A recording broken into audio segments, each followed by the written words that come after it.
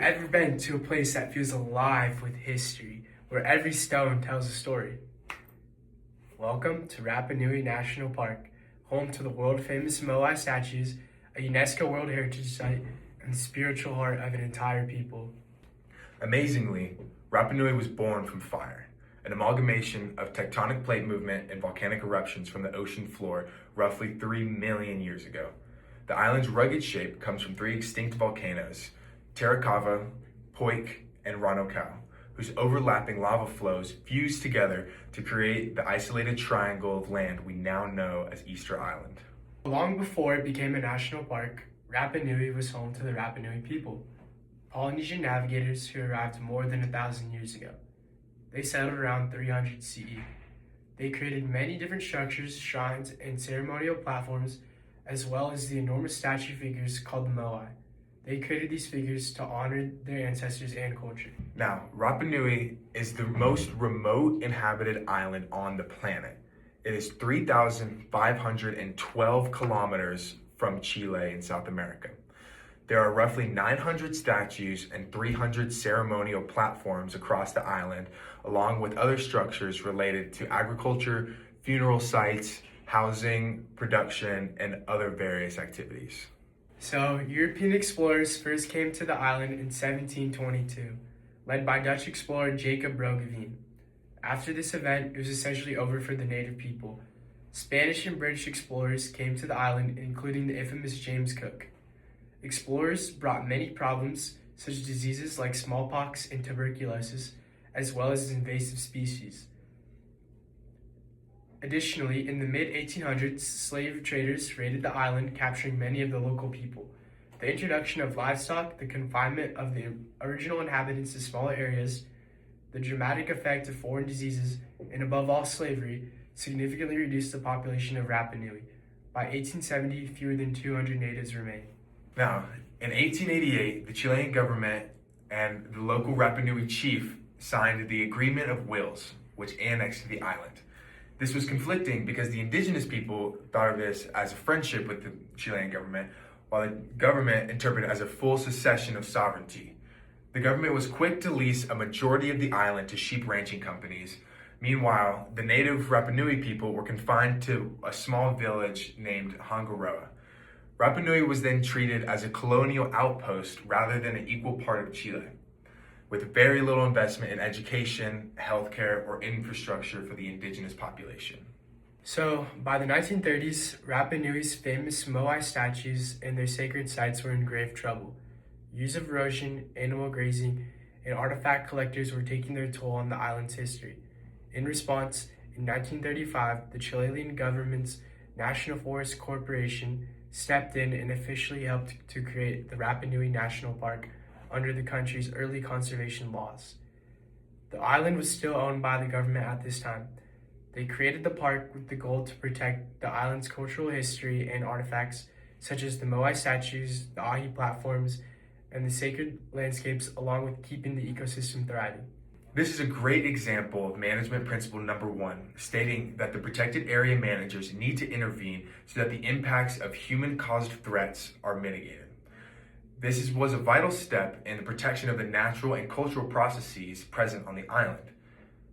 If they were to let these threats continue without regulation, we would risk losing this area in its entirety as both a natural habitat along with its unique culture. Now, 60 years later, in 1995, UNESCO actually named Rapa Nui a World Heritage Site, celebrating it not just as a place of ancient wonders, but as a living cultural landscape where history and community still thrive side by side. This recognition helped bring international attention and much needed funding to preserve the Moai and their sacred sites. Since then, the focus has shifted towards community-led conservation, where local voices guide how the island's heritage is protected and shared with the world. Over the years, many different groups have played key roles in protecting and managing Rapa Nui. When the national park was first created in 1935, it was entirely controlled by the Chilean government, especially through the Ministry of Lands and Colonization. Later, management shifted to CONAF, Chile's National Forest Corporation, which oversaw the park for many decades. However, All this time, the most important stakeholders have always been the Rapa Nui indigenous people themselves. The indigenous people whose ancestors built the Moai statues and lived on the land long before it required any protection. For years, they had little to no say in how their own heritage was managed, which caused serious and valid tension. Finally, in recent years, it all began to change. In 2017, partial management of the park was transferred to the indigenous community organization Mauana, marking a huge milestone in self-determination.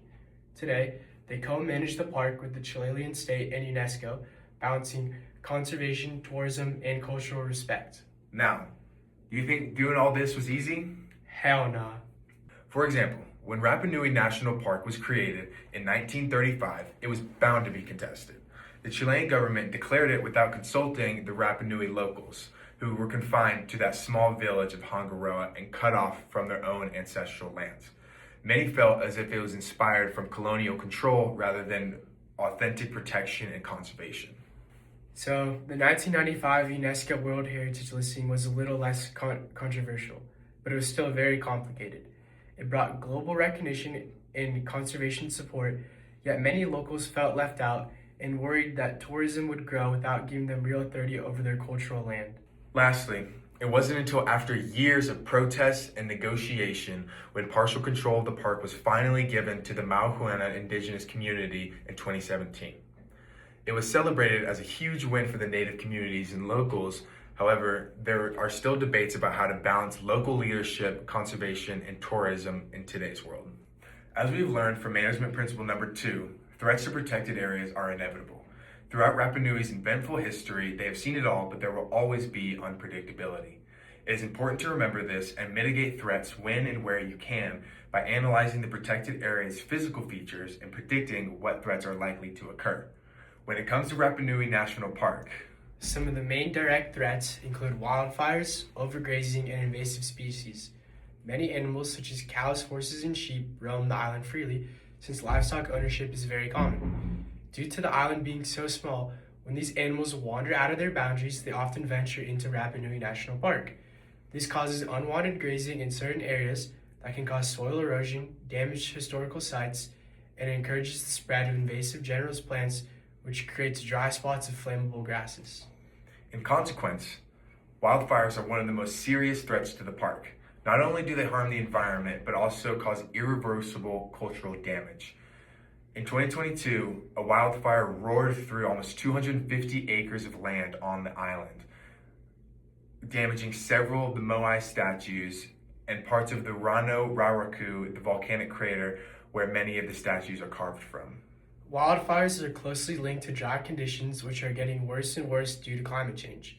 Invasive grasses on the island, like the African pasture species, grow quickly and dry out, creating ideal conditions for wildfires.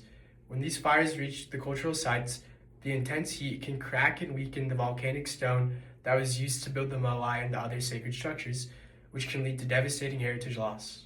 In response to the devastating 2022 wildfires, the managers of the protected area, along with the help of the UNESCO Emergency Heritage Fund, have created an intensive management plan for wildfires and other natural disasters. Their approach combines the indigenous knowledge along with modern conservation techniques to protect the island. After a fire, the first step is for teams to conduct a detailed assessment to evaluate the damage and determine what needs to be restored. Next, they remove the invasive plants and grasses and reintroduce native species that are less likely to fuel the fires. They also create fire breaks, which is cleared strips of land designed to stop and slow the spread of flames. Now, to prevent future wildfires, Mauhuana and Chilean government have developed an early warning system across the island.